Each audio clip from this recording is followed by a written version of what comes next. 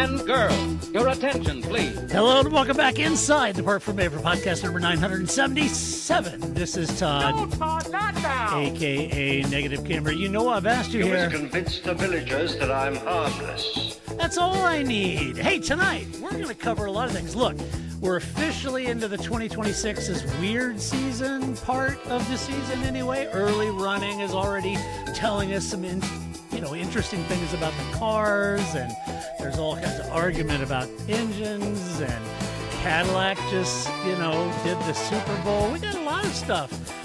We're going to be talking about, what did George Russell have to say about the cars? Qualifying, that's going to be interesting. There's some commentary around that. The starting procedure, there's talk around that.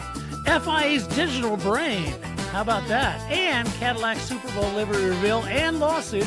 We're going to talk about all of that. But before doing that, if you know what I have to do, I have to go all the way to the right coast of our nation, nestled near our nation's capital, and introduce my co-host. You know her, you love her, the lovely, the redoubtable Grace. Grace, how you doing?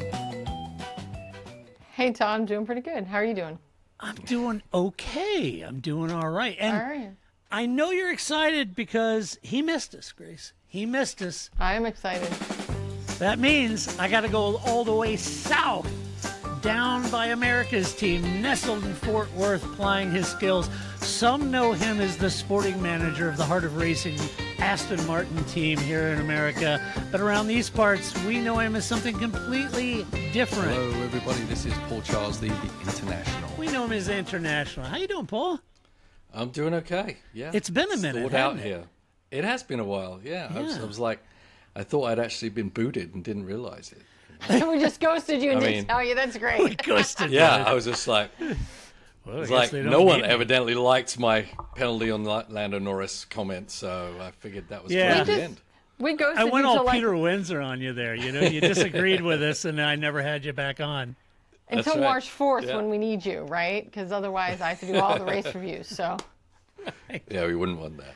No. Help us, Obi-Wan Paul Obi. That's right. We need you. It's March 4th. What are you doing, Paul? Yeah. Hey, you want to do a show? Yeah. Grace has already booked her holidays around the I know. That's right. That's right. See, it's a comedy of errors because, folks, I was trying to give Paul space.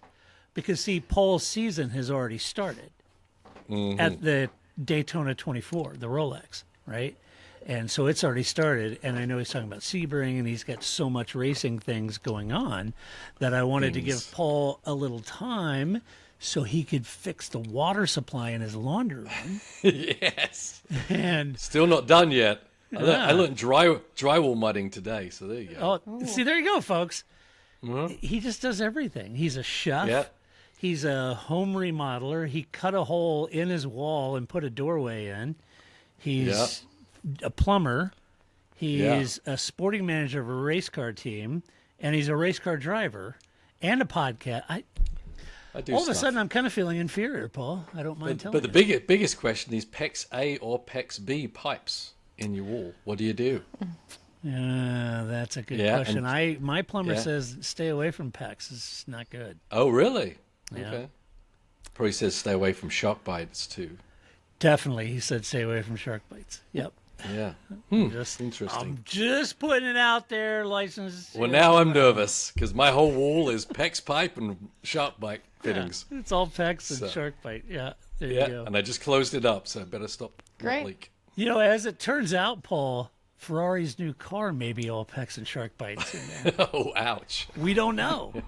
We don't know. We don't know anything, really. We don't. A little flex seal, it'll be exactly like the Ferrari. Yeah, exactly. We'll get that going. That's it. No doubt about it. I just need to order some more Flex Seal tape just in case. That's right. You need Flex Seal, Paul. Everybody needs Flex Seal. Hi, Phil Swift here for Flex Seal. Yes. All right. We're going to talk about Formula One. There is some stuff to talk about this week in this weekly news cycle. I'm struggling with the English language tonight. I'm not quite sure why. I know. It's weird, isn't it? What does it all mean, Basil? I don't know. Maybe this is a French podcast and you don't even know it. Oui. Omelette du fromage. Pardon moi? Pardon moi? Oui, monsieur. Mademoiselle? So, yes, we're going to go all Pierre Gasly on everybody. Let's start off with a little of the concept around the cars and what George Russell said. Basically, following is easier is the quote. And I was like, okay, but does that equal overtaking? So what was being said? Well, we got George Russell in the press saying that following feels easier. This came off the Barcelona test, especially in high-speed corners, pointing to reduced downforce and slower cornering, reducing wake impact effectively is what the suggestion is. And the first, I guess it matters because it's sort of the first credible maybe 2026 fixes the show signal that isn't just a pure lap time cope, right? What's his lap time? Was he quicker? Hard to tell. But the assumption may be that following is easier. Does that equal more overtakes? And the counterpoint of that is, I guess you could follow all day long. It's not pass if the energy tactics create a defensive parity between the leading car and the trailing car. Or if everyone derates in the same zone, or how's that all going to play? And it all gets into this, which we'll talk about a little bit more later, about this energy mapping and how they deploy energy, which is a big unknown at this point, or what impact it'll have. That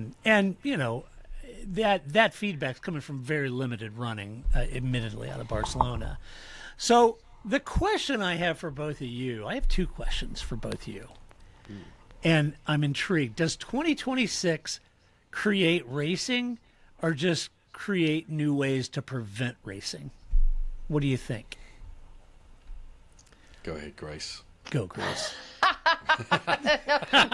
No, she was like looking around going, if I don't make eye contact, Paul's going to have to answer this one. Paul's going to have to go first. I mean, of course the answer is we don't actually know, right? That's why this isn't, right? Nobody's making eye contact because we don't know. But I'm going to go with Formula One history, recent history, which is they are creating not more overtaking, right? Like this is, because I agree with you, right? Following isn't the same as overtaking, and that's, I don't see that that's really what we've created here. That's always what they say, I guess, right? It's always like, oh, this is it. This is going to be the year. And then it's just like, oh, no, it's just, dirty air and it prevents racing, right? Because nobody can get past anybody. So we don't know. Of course, we would hope this would solve it, right? This is what we want it to be the year. This is the year they're right, but I'm going to go with this is the year they're not right, and they're just preventing racing. Yeah. Okay. What do you think, Paul? Yeah. Well, I mean, following is one thing, and the aero stuff makes sense to a degree, but there's still, obviously all the teams are going to evolve to try and make extra wake so that it's harder for them to follow, and some teams may even already have that tactic. We don't have enough data to know, did George follow the Cadillac? I don't know. Did he follow, you know what I'm saying? I mean, there's a lot of thought goes into the design of the car, not just to make it go fast around the corner, but also to stop the car behind going fast behind it. As we've seen some of these cars in recent years that could actually lead very well, but had a bit harder time following, like the McLaren and the Mercedes. The McLaren, yeah. Things. Right. So I think, in faster turn, that's great. I mean, obviously the one element that's going to allow them to pass is the not DRS, but it's really DRS in a different form with the electric battery deployment at a certain juncture where how close you are to the car in front. So that's going to help. Or at least visually we won't see the DRS deployed, but we will visually see the car have an advantage, coming off the corner when it's close enough. So with the cars with less aero wake, then it should mean this happens sooner, which I would think would mean it would happen more often in that respect. Yeah, I was thinking about the aero, Paul. You've got the as Grace and I read, the flappy wings, on the front and back and everything. Yeah. And I was thinking, are we solving dirty air, or are we just shifting the problem to battery management? Yeah. I mean, I think it's not necessarily shifting the problem as much as putting the emphasis on it. And we will see with all the different engines and all the different teams, it's going to be a very, very varied, big spectrum of who gets it right, who gets it wrong, or how they do it.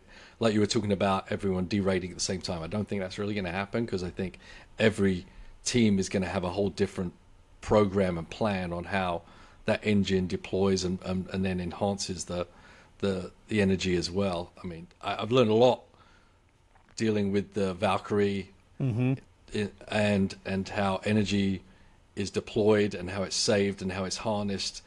And that's with a car that doesn't really have battery power, but we're racing against cars with a lot of battery power. So we obviously keep our eyes on them. So there's a lot to be learned.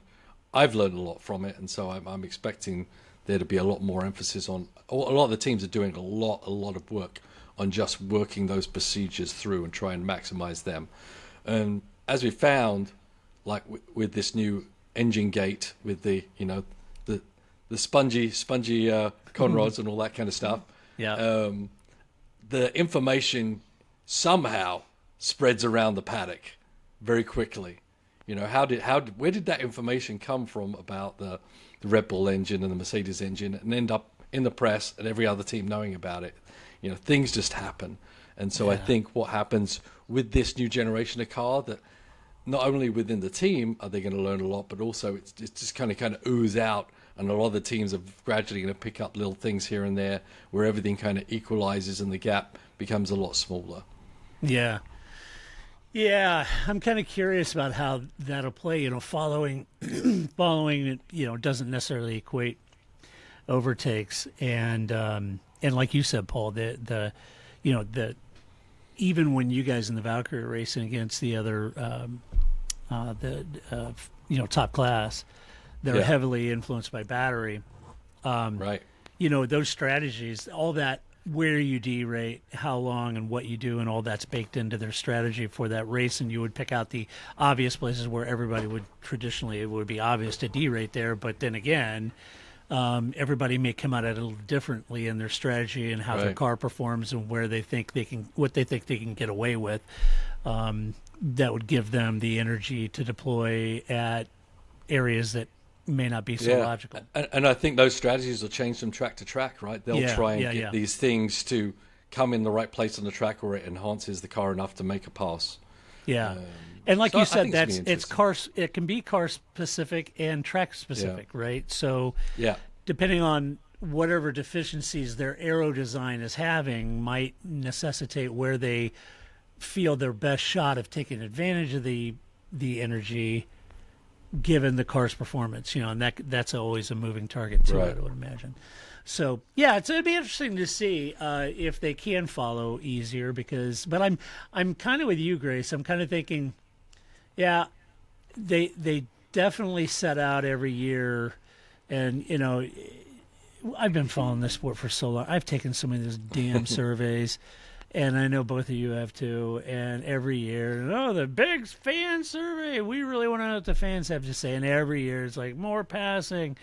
And I'm not one of those people, by the way. That's not a non sequitur for me for F1 and no passing. I mean, that doesn't bother me that much. But I think they always set out to improve racing and passing. And I'm kind of with you, Grace. I think we're creating ways to prevent it. And I'm sure they're hoping that's not the case, and I'd love to eat crow on that. But history shows they. I was saying history does show that they've got it wrong nearly every time. So. Yeah, right. Those are competing principles, right? And so you have to pick one, right? It's kind of in the same way. It's like you can either have a series that is going to reward having all the talent, all the driver be what you see come forward. The drivers are different. Look at all this versus the cars, right? Yeah. But those are competing, principles, right? You can't have both. And so if you're willing to say, hey, I want good racing, but that doesn't equate a lot of passing, that's very different than a principle that is, I just want lots of passing, right? Like these are, you would have to build and design your cars and your series and what you value and what you reward differently. And so what Formula One actually is, I think, in our opinion, and what F1 marketing wants it to be, are competing. Yeah. And so they're trying to sell something that isn't really what Formula One is deep down inside, in my opinion. Yeah. They need to reword those surveys, right? Do you want more passing or just better passing, more competitive passing? That's right. Right. I'd rather watch one really great pass. Right. Watch NASCAR. Right. There's plenty of ways. If you just want to watch passing, there's plenty of ways to do that. Yeah. This isn't it. It's okay. Yeah, you can see a lot more goals in an NHL game if you take the goalie out. Right. Yeah. So 28 to 27, that was amazing. Exactly. Was it though? Yeah. Exactly. Yeah. Yeah, it's the same for Premier League, right, Paul? You know, you watching, English Premier League football, and the score is 1-0. And it could be the best game you've ever seen. Yeah, it may be. Right. It could be incredible. Yeah, and to your point, I was going to bring that up, Grace. Is a good point. There's a lot of passing in NASCAR, and if you love that concept of lots of cars passing for position, in NASCAR, the most important passes end up in the last 10 laps. The rest of the race is passing for position and pit strategy and fuel mileage and where they are and staying out of trouble. And there's a lot of strategy that goes around that. I'm not denigrating a NASCAR. I'm just saying that would be a series, if you really like prolific passing, to watch, right? Formula One typically isn't that. But it'll be interesting to see what happens. In the news also, qualifying has started to be a little bit of an interesting issue. Autosport framed the article around 2026 qualifying as sort of a driver exposure zone. It's optimizing the new boost and energy deployment, which is 350 kilowatts from the MGUK, is the core performance really differentiator in this equation, right? So the drivers are already describing the deployment choice as what they call speed chess, where every decision is a risk-reward moment in the way that they're envisioning this playing out by the limited running they've done. And, that matters in early season, shock results could be plausible because the best car might lose to the best procedure and best deployment, if that's the case, right? The assumption being, well, this will be easy to see and understand on TV. And the counterpoint is really a lot of the real performance will be invisible unless the broadcast overlays nail it and show us what's happening. And to be honest with you, that's not guaranteed that the broadcast is going to effectively be tracking and showing the fans this whole energy battle unfolding invisibly, and knowing who's harvesting, who's saving, who's deploying, who's boosting, and if that's not all tracked, it's all happening invisibly, and so that's a bit of an issue. So, I guess the questions that I was thinking about, I wanted to ask both of you is this a return? Let's start with you, Paul. We've talked about this in the past, and we'll get Grace's take on it. Is this a return to the driver makes the difference era, or a return to the engineer makes the difference? Yeah, I think it definitely is a combination of both. I think the engineering and just like having the strategies and procedures for a race is going to be the same as doing a qualifying lap. And the drivers do have a lot of input on it because they influence how the car harvest and their technique. It could be a learned technique, kind of like learning the Pirelli tire when it first came off, right? Some certain people are going to kind of pick up on it a lot quicker than others. Some, maybe the older drivers, may have a little harder time adapting again. Hard to say. But yeah, it's interesting. It's gonna be. I'm not sure I'm really interested in looking at that data when they're on a qualifying lap. Personally. Yeah. I want to see someone grab a car by the scruff of the neck and just take everything for it and not know, oh, well, he lifted off 50 meters earlier, but he's deployed. It's like, sorry, it's not what I'm interested in the qualifying lap. Qualifying lap is usually the purest of speed, right? We're not holding out. We're not saving tires. We're not saving fuel. We're not saving energy. We're just going out there and taking that car as fast as we can. And hopefully that's what we still see. Now, saying that, there's certain techniques that found out in the past few years that kind of aid both, like the whole lift and coast. I know they're talking about that because that harvests energy, but also what I've found amongst some drivers that can do it really well, you lift and coast, you can actually go just as fast as you can if you're really trying to just push the whole time. It's just a different technique of where you brake, how you brake, how you get off the gas, etc. But you can ultimately nearly get to the same lap time doing both if you're really, really good at that. And I've seen a few drivers I know personally who are very, very good at that. Interesting. Grace, we've talked in the past, remember we were talking about the engineering, and a lot of this came about when we were talking, I think 2014, back in 2014 when we were had shows back. Yes, we had shows back then. And we were asking ourselves, has the pendulum swung too far to the engineering side of the equation or too far to the entertainment side of the equation? In this case, has it swung maybe too far to the engineering and propeller head side and not enough to the driver's side? How do you see it? All right, so first of all, I think you need to tell us who the source is again, because I don't think you did that correctly. Oh, sorry. It was a motorsport. Yes, Very thanks good. for correcting me. No problem.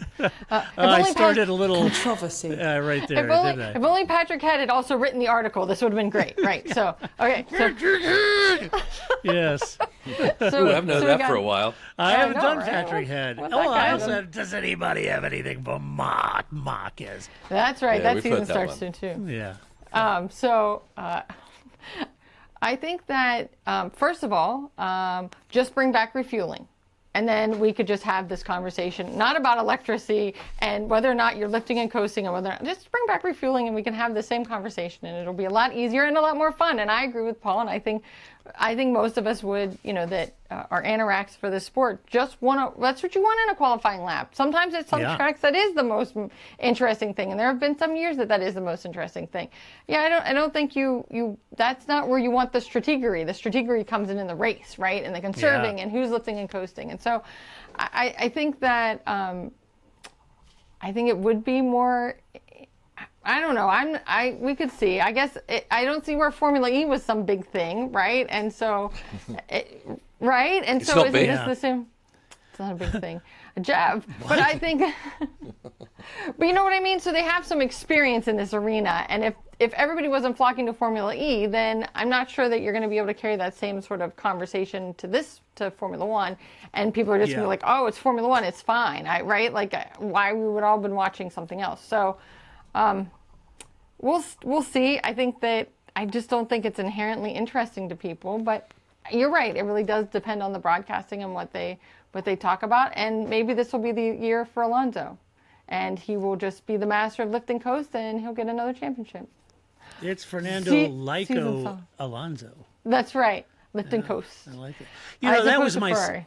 that was my second question, Paul. What's the first big quali headline? A hero lap or a top driver completely botching deployment? And I think you're right. We don't want to see the latter. No, we don't. Yeah, I agree with you. No. I We're think going to that- see a lot more this. I think we will see a lot this week, hopefully. Where Yeah. Everyone kind of But I figures think- it all out. We haven't seen anything. We're just hearing conjecture, right? Right. But I think the problem is what actually makes not what does Paul want the headline to be, but what will get the headline published are two different things, right? And so that is the unfortunate problem here, right? Because Always it is the the case. botching, You're right. That You're is gonna be Grace. what's gonna get, That'll be you the know. clickbait. right? Yeah. There's Lewis Hamilton with his head down, little tear coming out. Yes. Yeah, Kim Kardashian just holding him because he just didn't Yes. make it. That's right. So I think that, I don't know who did the meme. Kudos to you, but it had a picture of him and Kim Kardashian's Super Bowl. It had the FIA banner. It said Lewis Hamilton fined for ignoring red flags. I don't know who. That is Somebody good. posted it on our Facebook group, and I don't know who did the meme, but it was brilliant. That Kudos is to you. brilliant. Yeah, that was Yeah. so good. wow, Yeah, that was funny. right on. Yeah. So keeping with this, you know, there's been a lot of, to your point, Paul, a lot of speculation, a lot of conjecture. But I'm not being flippant about that. I mean, even news outlets, we're talking about veteran F1 people that talk to veteran F1 pundits in the paddock and their sources and stuff like that. And I think there probably is a lot of head scratching about how this energy deployment, where we harvest, where we deploy the boost, you know, how does that manifest itself in race strategy, the impact? Are people running out of energy? Is this an issue? And Grace, how long have you and I been asking for refueling? Right after they banned it. So just for the Since record, Felipe Massa was on the track. I mean, hey, since they he got dragged the whole unit down the pit lane in Singapore. Yeah. look. If my hopes and dreams can get rid of Adami, maybe my hopes and dreams can bring back refueling, right? Anything Yeah. is possible. It's still a preseason. Right. They have time. They have 3 weeks. They can figure it out. Right. So the other thing, the race, the fine young and effervescent folks over at the race, Jonathan off of his hiking adventure, they were arguing about why the race starts may become a genuine lottery again.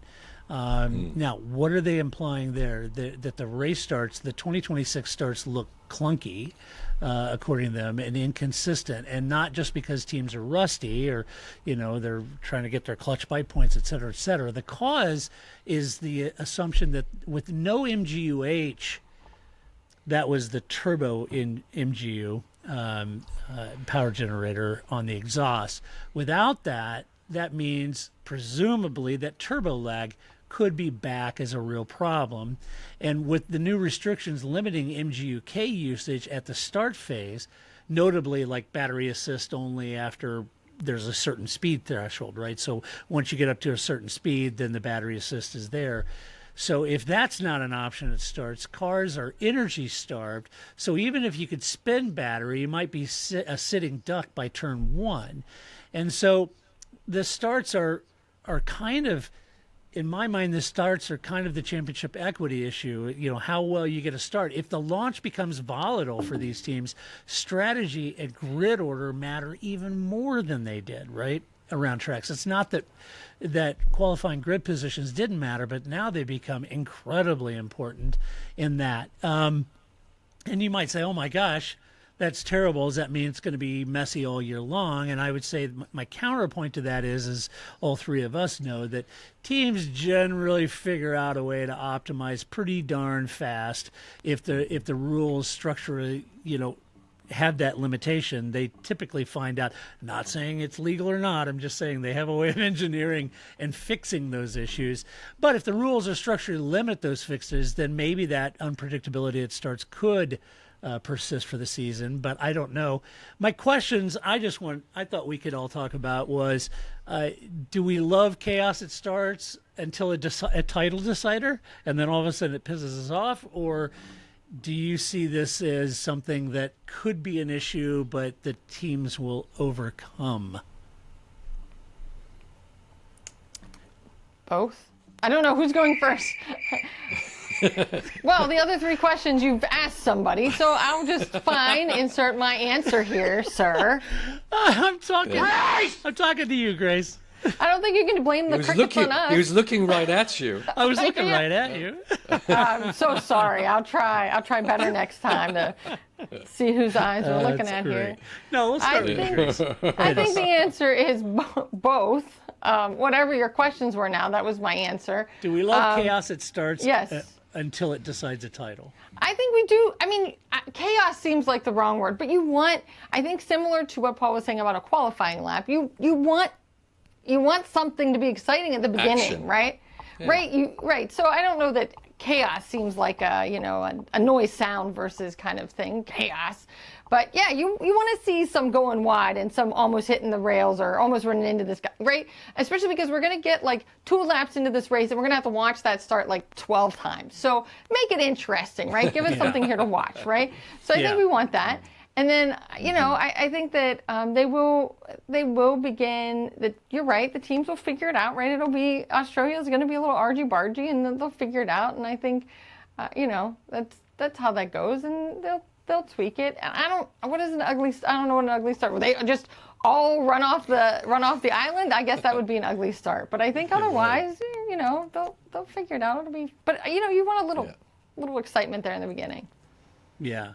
When I think of turbo lag, I'm thinking of late 70s, early 80s, mid 80s turbo lag. I think they've got a lot of that engineered out of the system. Not to say that there's a momentary lag, that's measurable, but I can't see it being like, hit the gas and like and spooling up like the old Toros did. Yeah, waiting for that turbo to load, for about 30 seconds, and then it's like, woo, this Saab is fast. Then they're waving their hands in the car. No, it won't go. No. Yeah, exactly. I don't see that. Although, is the FIA okay with the starts if they're kind of hard and clunky and not actually as intended? And do they tweak it, Paul, once it looks ugly? I don't think it's going to be ugly. I mean, it's not. No. it's not their first rodeo. It's not like they said, this is a clutch and this is a turbo. See what you can figure out. I think they've got a lot of data on a lot of things. Yeah. And I think they've probably figured it out for the most part. But it's not going to say it's not going to be more refined, but I definitely don't think clunky is the word I would use. They don't have like a Mark II Cortina clutch in there, you know. Yeah, they're a bit more sophisticated than that. They have a bit more not. Yeah, whoa. Oh. Get the hop, you know. It's like, Come on, Mildred, clutch in. clutch in. But that said, you know, once again going back to what I know in the sports car field is obviously we do standing starts at every pit stop, and it is a crucial part of how you get it out of the box. Yeah. And you're always searching for a better way to do it, and there's always a better way to get the car moving, and they're definitely going to do that. But I don't see anyone being kind of caught red-handed with not figuring out how a clutch works coming off the line. I mean, we've had the MG UK for a while, but it's not like we didn't know anything before that. Yeah, right? True. So, see, I don't think we're all going to get Ed Stroud and Mitchell mommed here. We don't agree with the race on this thing. I think the starts will be okay. It's not a bunch of whether it in the past was full power. Maybe the electric isn't there, and it's really down to the. It's a little unfortunate the electric isn't there, because I did actually see a Formula E start the other. So it came up on my phone. It wasn't chosen, but someone said, "Hey, get a load of this." The start of Formula E, and I was like, "Okay." And it was exciting as I remembered. But you know, they do launch. You know, electric cars do launch off the line pretty quick. Yeah, and so it would be kind of. It would be kind of fun to see them have all that electric power off the start, but I also get that if they use it all then they're going to be petering out by turn one. Yeah. But right. I think they're obviously starting just using the ICE, and the ICE is what now, 600 horsepower? Something like that. Something like that. So I mean, it's still fast enough for it. They can light the rear tires, and people can make different moves and get it a little bit wrong. So I think it'll be fine. Yeah, the ICE engine's pretty damn powerful in that light of a car. So yeah. I mean, even driving my own electric car, that was the first thing I had to learn. Was I had to really be cognizant of red lights, because I would be in the middle of an intersection, there'd be nobody around me, and I'm like, did I just blow that red light? And it's because I don't have it. It's instant torque, right? So you always have to I had to become very cognizant of being the first off the line all the time, because you're just looking around going. What you got to be careful of is if you're on the third row, you got to physically get ready for that pathway through the first four cars. Right. You know, okay, I'm going to the middle, then I'm going to the right. This. You know, get out of my way. Going up on there's an old lady just about to cross the road over there, so I'm going to go the other side. That's right. That's right. Like a little Frogger. I'm fine. I can do it. I was raised in the 80s. I know everybody's at home laughing. Grace doing that. No. No, it's what Paul's saying is for real, because I've been driving behind Grace in a rental car and see all four wheels off the ground going over a railroad track. So I mean, that's for real. She's wasn't my car. She's like Bo and Luke Duke in that thing, man. She's rental cars can go anywhere and do anything. That's right. Yeah. That's right. So that's right. So it'll be good. Yeah, I think so. I think it'll be fine. I also think that the race has to sell papers. We don't have to sell papers, right? They can't just say it'll be fine. That's not Scott Mitchell mom can't write it'll be fine. Well, which I think wouldn't. Sign off. I'm going home. I'm done. Oh, there you go, Ed. It'll be okay. Yo, Ed, get your ass back out there and make some shit up, would you? Yeah. We said 3 pages of work. So you got really big writing with lots of big spacing. No, everything. Ed, I said make the margins really big. 3,000 words. 3,000, not 500. Come on. And only 6 bad puns. So they gotta. It's this time of year, right? You gotta generate a little bit of excitement that may not really be there. Gotta release the noble. Yes. Yes. All right. Next up. Oh, you guys are gonna love this one. The FI's digital brain. Called Race Watch. Are you getting this? Race Watch. It has its own brand. Race Watch. Is that kind of like Neighborhood Watch? Yes. The little Yes. eyeball. Yeah. Race watch. With a little eye. It's like neighborhood watch. I like it. Yeah. And the future of stewarding trust. Now, this gets to the very heart of what all three of us have been saying. And it's not just F1, folks. Paul has to deal with this on a week in, week out basis with IMSA. So it is the old stewarding trust. And I'm not talking about like the policeman's trust, Paul. Don't get excited. The who aren't playing. All right, so what is this? So Autosport details the FIA's Race Watch platform. What is that, I hear you ask? Well, it's 200 audio and video feeds plus data from 300 plus sensors, integrated incident review, track limits, operational monitoring. But wait, there's more.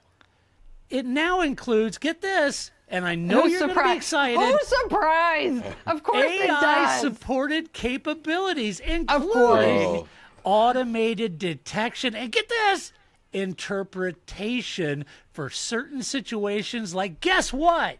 Track limit infringements. Of course it does. Oh my gosh, AI slop to the rescue. If we were looking for mediocrity, we have found it.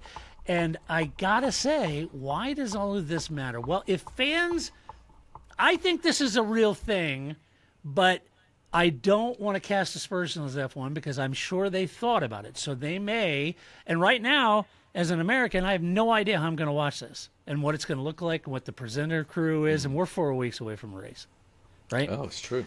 Yeah. So if fans are going to struggle to see the 2026 energy tactics, then officiating tech will become a bigger part of the trust and legitimacy of these regulations. I hate to put that pressure on you folks, but it's true. The assumption that more tech equals more fairness. I would say if AI automation is perceived as opaque or inconsistent, it can reduce the trust. It can erode that trust unless the FIA is transparent about the process and thresholds.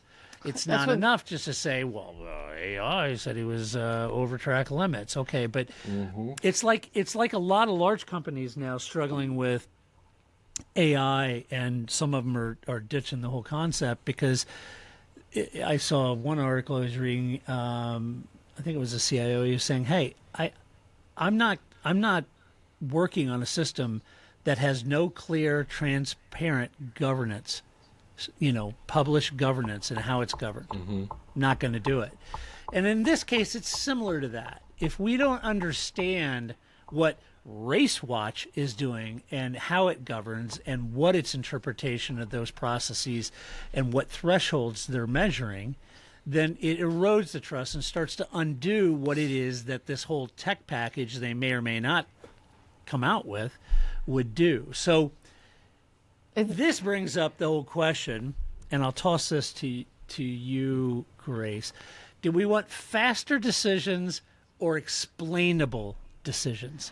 This is basically RoboCop, right? Why don't you just get Sylvester Stallone and we'll just eat Taco Bell? Oh no, that was Judge Dredd. Wrong person. I didn't want to Judge Dredd, correct but anyway, you. Yeah, that's. I got it. It got that there. was Peter. Who was the guy? Who was RoboCop? Peter. Oh, come on. But anyway, we'll get there. Yeah. So, It's Peter. We're friends. We're tight. Peter. Anyway, Judge Dredd, right? That's what we're talking about here, right? They're just going to tell us, well, it said, Race Watch said, and we just all have to believe it, and it's all going to be sponsored by Taco Bell, right? So I think the thing is, I don't understand why you need all of this, right? I agree. Like, what good is being able to sort through all this information, right? We have to be able to understand that. Why can't you just have replays? Other sports have figured this out.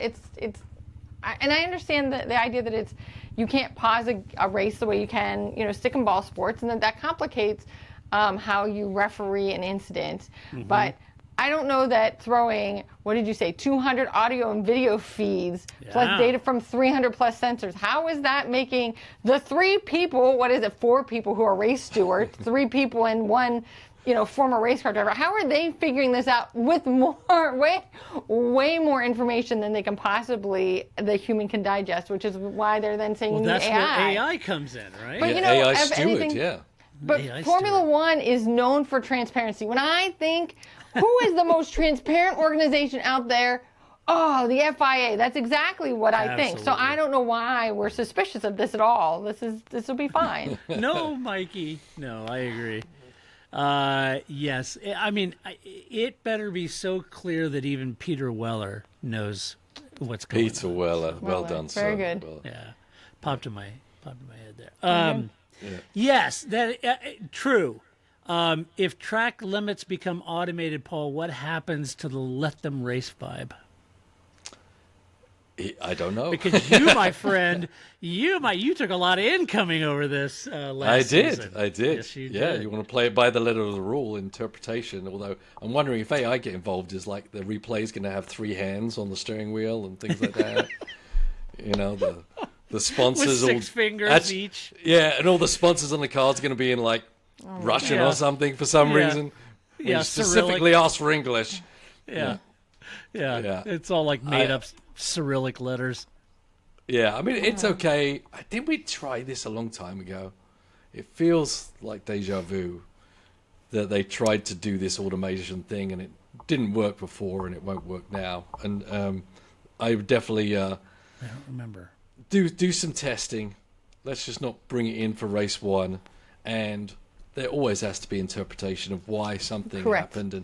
And does AI have Always. all racing knowledge? Is it all complete? The oracles, so to speak, of Right. why every little situation occurred, what Right. triggered it, what happened at the beginning, what was the dynamic involvement on the car, and why it changed direction. You know, there's all kinds of different things that Does it I don't think you start could possibly figure it out. does it start hallucinating and penalize outcomes instead of incidents? you Right. know, actions? But I think even if it was perfect, right? The way you different games. So if you're looking at football or basketball or something like that, the way you officiate a regular game versus the playoffs are different, right? That's where you need that human interpretation, right? It's not just here's the rules and this is what we follow. That's not the way the rules are written, and how these, because you're trying to manage the game, you're trying to manage what's happening. It isn't just about you broke the rules, you didn't break the rules, right? It's not really how officiating works. And so I think that's why I agree with you, Paul, 100%. You can't remove that interpretation, because an event within context is what you really have to look at, not just the incident. That's always going to be the way sports are. Yeah. Yeah, context is king here, I think, in a lot of ways on how you would interpret it. Because I got to think, Paul, back in the day, if you've read Max Mosley's autobiography, you'll know this, but the FIA always had a set of rules, but there was just a lot of room for the FIA to have alacrity to maneuver around that broad rule set. And at the time, I remember back in the 90s, early 90s and stuff, I would get frustrated about that, because it was like, okay, but that's such a broad rule. I mean, and it's just so subjective on how the steward wants to apply that, or even in the case if it's brought before World Motorsport Council or the FIA, or how Max and team interpreted that. And it always got frustrating, because I was like, where's the consistency race from race? But it was by design, because it was incorporating enough space for the context to percolate underneath the actual regulation itself. And I think, Paul, you could probably speak more to this than Grace and I can, being a sporting manager of an actual racing team. But having that context and that open area under the regulation allows for the contextual reasons that something may have happened, either driver, competitor, or mechanical, or whatever. Is that a fair assessment? Yeah, no, it really is. And obviously I have a lot of discussions with Bo Barfield, et cetera, on from the stewardship side, even throwing things back and forth. And sometimes, we read it like this. Why did you officiate like this? And you may go, well, because of this, or wow, we never thought about it that way. Things like that. You read the rule book. There's lots of mays and could in there. There's not a we will do this if this happens. We will do this if this happens. We may incur a penalty, we may, so they leave that latitude in there for reasonable thinking and context, right? And as I said, yes, some things you have to get clarified, and sometimes they button things up a little bit, and sometimes they open things up a little bit, and that's what being human beings and in sports is all about, in my opinion. Yeah. And that was to your point too, Grace. And I think, it's not as cut and dry as just saying black and white. And maybe track limits may be, but other elements of racing aren't that black and white. Yeah, and I was thinking about what Paul said, that in MotoGP, we made it almost through the whole show before I got to MotoGP as a reference, right? But so last year they changed their suiting, right, and put Simon Crafar in, and that was one of the things that the riders all appreciated, was even if I was wrong, he always heard me out. Right? Like, he invited us to come in, have a conversation, like Paul was saying. Why did you rule that way? What were you thinking? Here's what was happening on the track. They have a conversation. They still may not, rule on the rider's favor, but they're like, but we had a conversation, and that didn't always happen for them. And they didn't feel heard or able to learn, right? Like, because what you think that may means and what I think that may means are different. And it's only when we have this rub and we have some conversation about this that we kind of learn what we're doing here. And IMSA does that, right, Paul? When you've had an incident with another car, they bring in both teams. You have that dialogue about your position, and Formula One does that too. Well, they don't bring in both teams, but they will discuss. They discuss with both it. teams separately. Yeah, they don't put us in a separately. room. That'd be a bad idea. No, not in the same No, room. that would be great. Yeah, that I Paul, want to watch. Paul starts throwing fists. He starts throwing hands in there. He's Michael Schumacher coming down that pit lane. You just better watch out. Right. Paul's going to go all shoomy on DC there. Yeah, but trying to kill me. But you have to, but in a Formula One, same thing. You pleaded your case. You want to have what happened from your view, and you bring data or whatever. But for sure. In those cases, I think there has to be some context that is also accounted for within the regulation set. And so that's why in the old days they seem so ambiguous. And so now in the last 5 years, it's just this, cacophony of screaming people about the consistency of the penalties, which I understand. Lewis got a penalty and Max didn't for the same thing, or vice versa, or whatever. And I understand that. And even Grace and I and Paul, we've talked about it. It would be nice to get some consistency on that. That was Paul's point with Lando last year about the white line, going down underneath the white line. And that was his point. Either if you're anchored in, if you're augured in about consistency, well, technically you should have got a penalty then, right? And everybody was apoplectic about Paul saying that, but that's what we're asking. Is it to be just cut and dry black and white, or is there context? In my opinion, I don't think Lando should have got penalized because of the context, right? Right. So that's what we're talking about. And I'm curious about how the Race Watch, with their AI running Grok or whatever they're using, how's that going to work? Oh, God, I hope everyone's still got their clothes on then.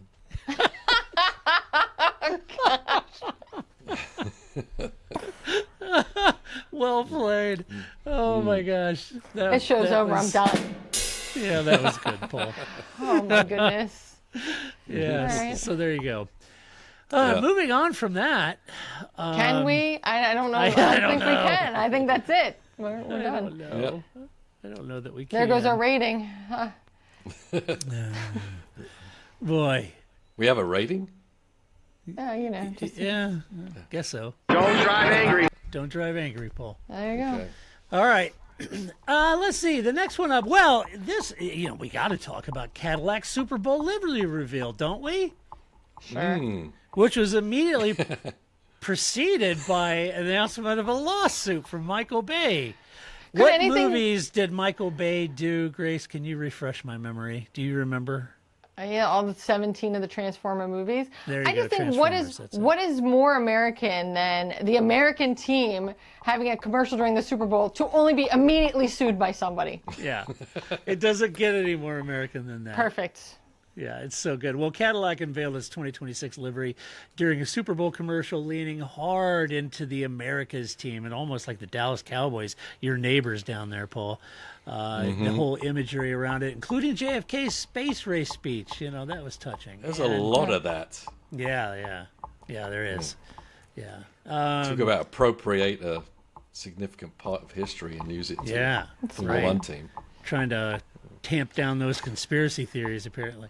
And they released, Grace, an asymmetrical black and white design, a gradient black and white, and a very monotone. You thought they were going to go all IMSA-like and do Corvette yellow or GM yellow. Something interesting. No.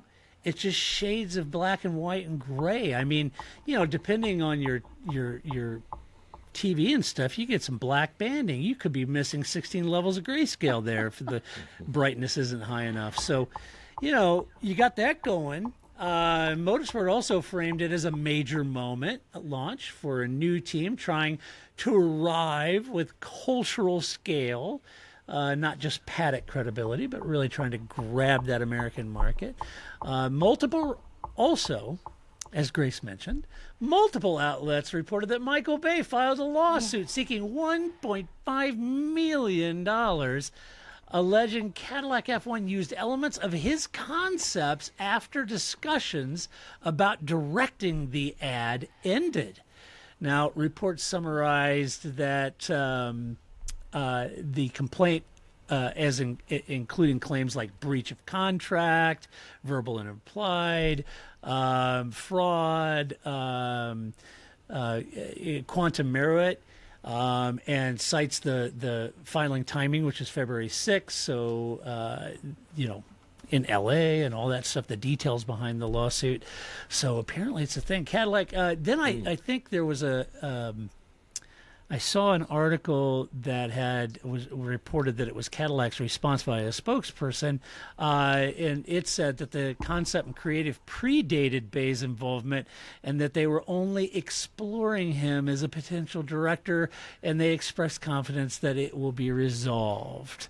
So the assumption here is if Michael Bay sued Cadillac, then they must have stole it, and I would say, well, maybe not. Ad development often hinges around whose idea it was and whose concepts, who had the concept first, right? And whether that's enforceable enough, I don't know. But it doesn't prove misuse of that. It just means that now there's a legal fight about it. So I was thinking, Grace, is this actually turning into, was it just a harmless, good up with American F1 team launch week, and this is just launch week noise, a little lawsuit, or is it sort of a brand bruise for Cadillac, something they didn't need? Is Michael Bay the rich energy of Cadillac already? I think he has more credibility than Rich Energy. So, he's a legitimate person with legitimate movies, not just some dude that swirled some things together with his arm, jungle juice, and put it in a can, right? So I think poured Red Bull into a can that he designed himself. Couple drops. No one will notice. It's fine. Good. I think you made the point about, is this a new team trying to arrive with cultural scale and not just paddock credibility? I think the problem is usually it's one or the other. I think Cadillac is trying to have both, right? That's their hope. But I would also hope that it's not just, we spent all our resources on this commercial and they have no paddock credibility, right? That would be the worst option. So let's hope that's not true, because I'd rather them not have a commercial and have some paddock credibility than otherwise. But is this harmless? I don't think this bruises Cadillac. I think by the time we get to Australia in 4 weeks, we're not going to be talking about this anymore. It's not going to bruise them like that, right? We're not going to be talking about this any longer. They're going to figure out something with Michael Bay and we'll move on, right? Whether he's right or not. So now Graham Lowndes got to add $1.5 million to his P&L and his expenses to pay off Michael Bay. Either that, or they're the Trader Joe's of Formula One teams, and we stole your idea and we don't care.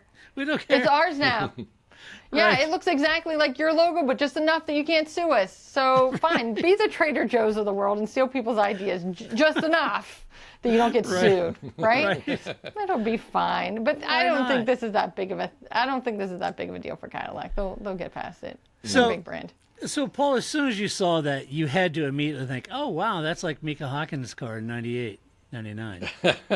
Well, the thing is, it's not brightly colored, but I think that's probably a good thing. Because, if it's at the back of the pack and it's bright yellow, you see how far back it is. No. Yeah. I think they're going to come in low-key and is that the Cadillac back there? I don't know. It could be It dust could be in a the wind. Mercedes. I don't know. It's hard to tell. I'm just not sure. It's pretty far back, but I don't know. There's smoke coming from it. Yeah. But, and as for the Michael Bay thing, honestly, I would have said it wasn't my idea because I thought it was pretty crap.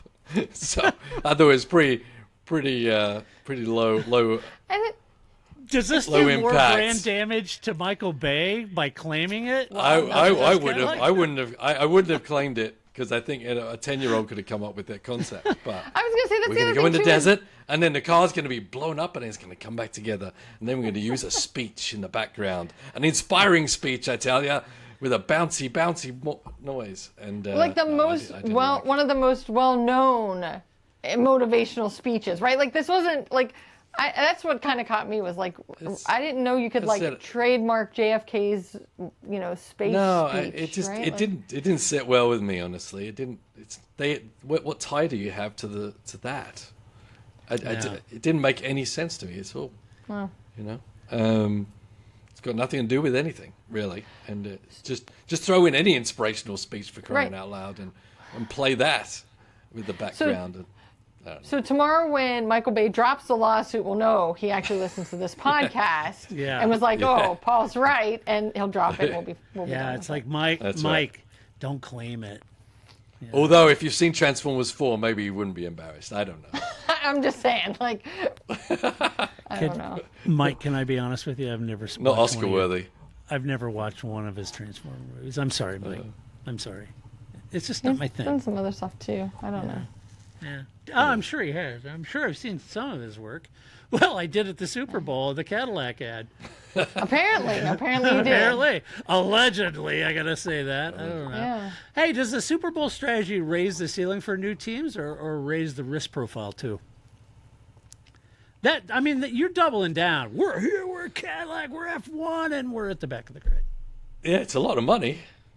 When teams, hopefully it doesn't come out of their cap or whatever, but it seems, all this money savings for not doing launches, fancy launches and everything. Is this the most expensive F1 launch ever because they paid to be on TV when it happened?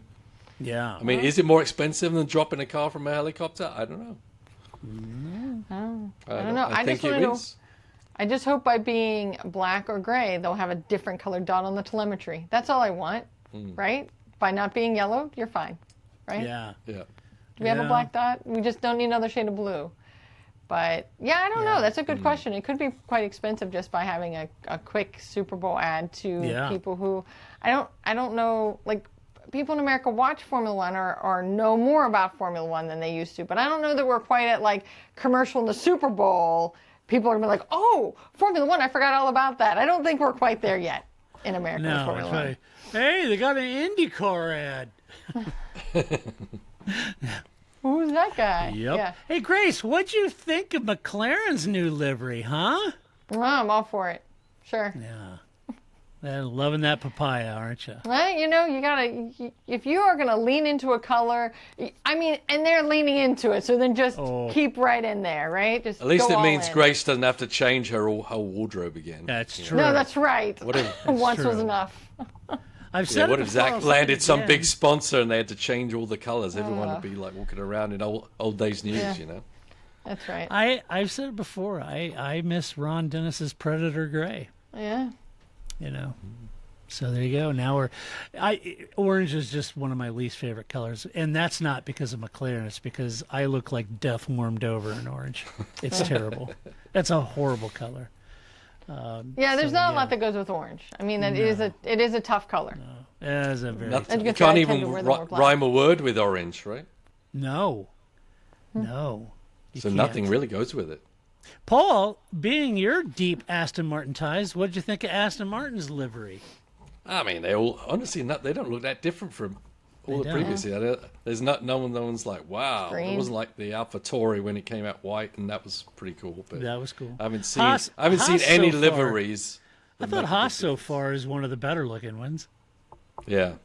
Kind of like Yeah, theirs. and the Audi's good. Audi's But kinda it's cool, because it's new, right? It's Right. not just So we got an the evolution. Adidas Mercedes.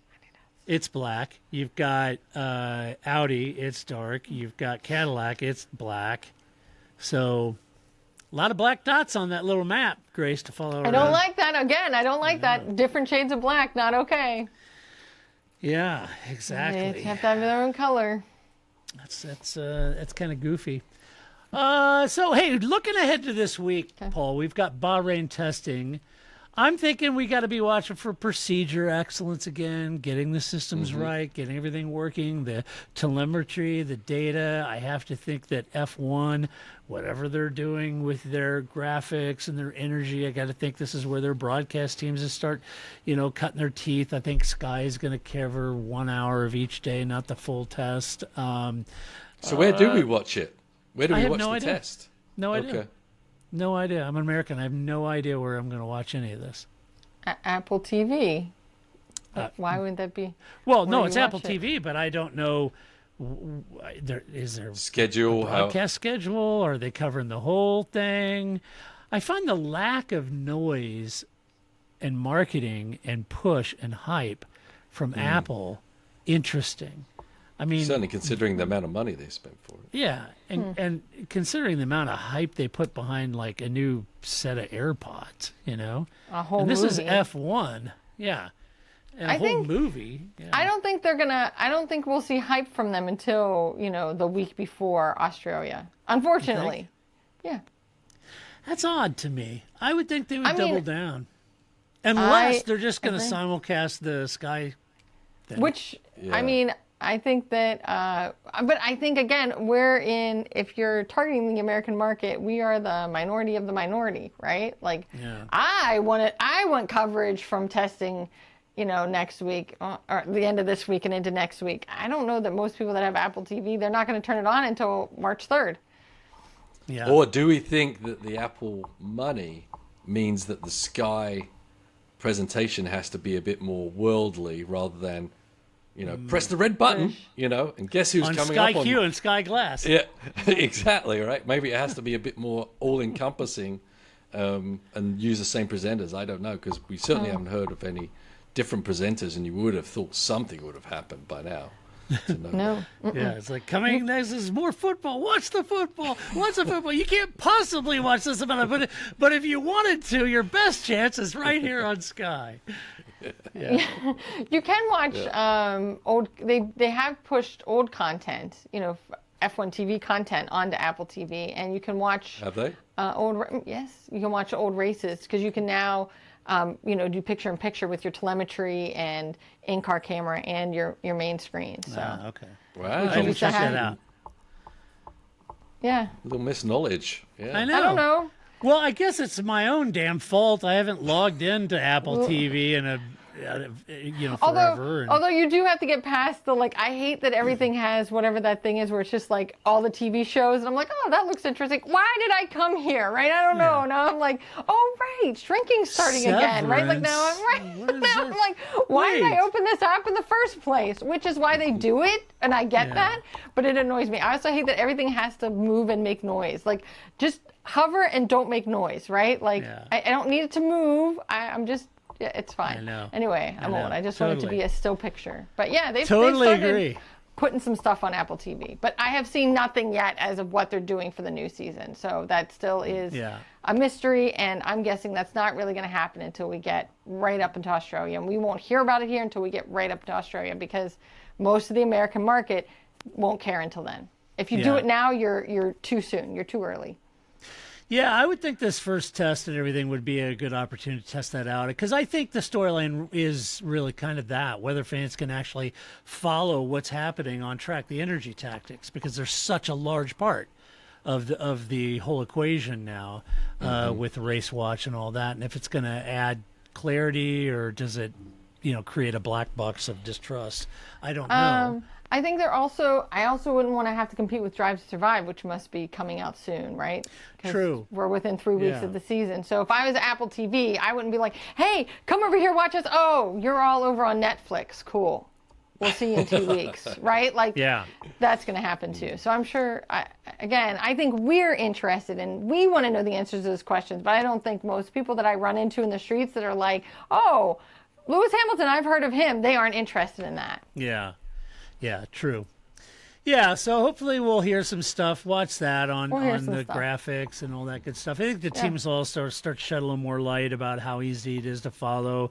You'll probably see some test starts. You'll see some of those elements that, deployment, derate zones. They're going to be really trying some of those programs. They're all going to be baked into a simulation of a race and how they do that. So I think there's going to be a lot. They've done that obviously at simulators, at their world headquarters for these teams, but doing it live on track, they may do some of that too. So watch that space. Grace, you got any Albert's cats before we bail out? I do, and I did want to say I hope that Ted has had some time to figure it out, because that's what we really need. We need Ted Kravitz and what weird ways he's going to try to explain these things to us. That's really what we need. So he needs some time to figure that out. It's time for Albert's cats, Grace. Oh, yes. Controversy. Yes. As Paul might say. So, we May. discuss, May.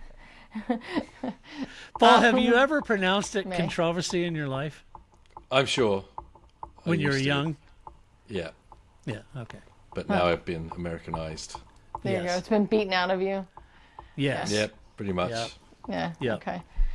So, the Super Bowl was last night. It was, little thing happened. Yeah. I know it wasn't your team, so right? Why would? Anyway. I didn't even watch it. You didn't watch it at all? No. Nope. Wow. I It was was busy, Grace. amazing. The first half was amazing. It was like 3-0, None of it wasn't was amazing. None of it was amazing. No. Well, anyway, then you Yeah. missed the big Charles Leclerc surprise commercial. I did miss that. So that was. And Lewis and Kardashian. Well, that you didn't miss, but I'm just saying that as watching the game, we knew the Cadillac commercial was coming. But, I'm like chatting with friends. I'm like, that's Charles Leclerc. That was very, I didn't know that was coming. It seemed like a pretty good kept secret by the world of F1. They Yeah. can't keep secret anything. So the Right. fact that there's Charles Leclerc in a Pokemon commercial was not something that was on my bingo card. So that was kind of fun. It kind of caught me off guard. I did also want to give, speaking about Formula One coverage, as you people may have known, Laura Winters was very pregnant towards the end of the season. She just debuted. I don't think she just had the baby, but they just had her son. They Congratulations. Just, baby Alfie. She's really good. Congratulations. Yes. She does a great What's the job. baby's name? Alfie. Alfie. Oh. I don't know if that's short for, Alfred or something. Alfred. Alfredo? Alfredo. Alfredo, Alfred, Alfie. Yes. Alf. Bon appetito, Alfredo. No, I don't know, but Alfie was what was on the post. So anyway, so congratulations, Laura. It's very Michael Caine of her. Yeah, right. That's right. Alfie. Alfie. Yes. So Wait, and then What's the ticking sound? Paul, what are you tapping over there? Maybe I He was, my stopped leg it. was, Thank was you, my Paul. leg. Okay, sorry. don't move. Very, Whatever these you're wires doing. are very sensitive. Yeah. I just kept hearing this. Yes. Just it sounds like construction. I need to be like Tom Cruise and hang down by wires or something. My will God, it's watch Race that. Watch. It's the AI. Oh Oh, God. it's come to kill us all. That's it. Yeah. Anyway, sorry, Grace. Yeah, so. No, I mean- yeah. And I was just going to say, too, I don't know how much you guys have been watching the Olympics, but I do think it has set a high bar for Formula One and some drone use. I think there's been some great Yes. drone footage in the Olympics. I was watching some snowboarding. Very cool. I think Formula One needs to get on this drone bandwagon and do a better job. I thought there's just some really cool views. But not the commentators. Commentating is awful. Oh, yeah. I mean, the Olympics, right? You can't Well, ever... now, wait a minute, because Lee Diffie does the luge. Well, apart We from haven't Lee. done the luge yet. Yeah. Yeah, I That's watched next the men's luge and the drones like following them down the chute. Yeah, I just think there's been Lee was really excited, as he should be. It was pretty cool. There you go. Yeah. Yeah. So yeah, Except this I don't know why they feel compelled to put in the microphone of the drone. Because Yeah, I don't all know, you right? can Because hear you is can hear the his buzz. whirring Yeah. of the drone. We don't need the drone's audio because the Or drone's just audio visual. is crap, you know? Yes. Yeah. It's just That is noise. true. Yeah. It is. Yeah, you can hear the whirring. You definitely know when it's. Yeah. Although I find it's helpful because then I know when to look. Right, because with snowboarding, right, they always start with the drone. So when you start hearing the whirring, Yeah. that's when I need to look Right. and watch them, and then not have to pay attention for 10 seconds while they're doing whatever they do. So Right. anyway, I think we've seen some cool drone action, and I think that Formula One needs to pick up on this because you get some really cool car angles with some drones that we don't normally get. So get on that. Yeah, I like it. The All right. drone could follow the cars down the pit lane. Or like I think when they did the one time at Silverstone, at Spa, where instead of going with the cars up the turn, right, they followed the, so the drone was in front of the cars, right? This is Yeah. a bad visual, but you know what I mean? So you could see the cars coming towards you up Yep. into Eau Rouge instead of going with the cars up into Eau Rouge. Does that make sense? It was a really Right. cool angle. You could do more of that where the camera is facing the cars coming towards you, which isn't the angle we usually get to see. We're usually with the cars going through the track, right? So Right. it would be an interesting angle. It would be interesting. There That's you go. nice. Okay. All right. Sounds good.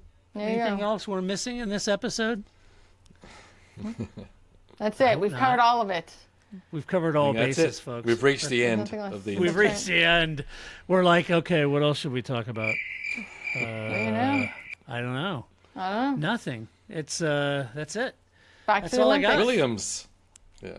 Williams a no-show, but they are showing up for Bahrain, Paul. We hope. Yeah, and Aston Nothing Martin to better see. show up a little bit more too. I'm a little worried Yeah, about what's them. that with 12 laps? I'm more worried Yeah, about Aston Martin than I am about Williams. So Yeah, I think that's the biggest question about this week is the teams that didn't get the laps. How are they Yeah. going to evolve yes, and try to what's catch that up? gonna look like? Yeah, Yes. yeah. Because there's teams that put in, over 1,100 miles Right, Yeah. which is already, massive. right? Yeah. And- But and I and mean, they have McLaren's been none. at the lower end, but I'm not worried about McLaren. They're not at the low end where I'm really very worried about some of those. No, teams. I know. You're worried about Ferrari, and so am I. I'm always worried about Ferrari. Yes. Me too, Grace. All right. Well, that does it for this. Paul, thanks for coming back. Yeah. I know my silence was actually it was all the best will in the world. I was trying to give you I a little appreciate space it. to do what you were doing, Yeah. and I didn't want to bug you, but I appreciate you coming on. And Yeah. Paul, we are going to have to. I will put together a season preview podcast, so we're all going to have to get on between now and the first. We're going to have to get on and do a season preview, and I will put that together. Very good. And but anyway, if you like and you want to share your comment, let us know what you think about the topics we discussed this evening. You can do that at theparkforme.com and share your opinion. If you like the podcast, go over to your favorite player, give us a good rating over there. We'd appreciate it. And, for crying out loud, what does it take to get you guys to go to the YouTube, to watch the video, hit like, subscribe, the bell icon? You guys are it's what I love about you. You're not lemmings, and I get it, and that's what's awesome about you. But you can do that. You can follow us and share the podcast. We would be incredibly grateful. But we are incredibly grateful for our patron supporters. We could not and would not do this podcast without all of you. So thank you very, very, very much. We are so grateful for your support. All right. Thanks, Paul, for coming back. When is Sebring, by the way? In middle of March, so it might March. actually be this same weekend as Australia. Oh, That's not right. Now I see why you wanted to come on, because you wanted to give it like, oh, hey, Grace, guess Yeah. what? Guess what? I You'll came be on doing that one Australia. time. I'll be okay because Sebring's a Saturday race, right? That's So, true. Okay. That's true. I'll be So, home. but is that your legit next activity, or everything right Yeah. now? Well, no, the team is actually racing at Bathurst next weekend, but I'm not there, sadly. But That's right, Bathurst. Yeah, that's right. Yeah. Are you racing the Mercedes there? Yeah. Again? Okay. Yeah. Yeah. All right. Yeah. So don't and get then I'm confused. racing myself at the end of the month too. So Nice. Very nice. I'm not racing. yeah. I race every day. Pictures. I know you do, Grace. I know you do. Anyway, all right. Well, Driving that does for this around here. podcast. We will be back next week to do it all over again. And until that time, this is Todd, a.k.a. Negative Camber, saying so long, Grace. See you next week. That's it, man. Game over, man. It's game over.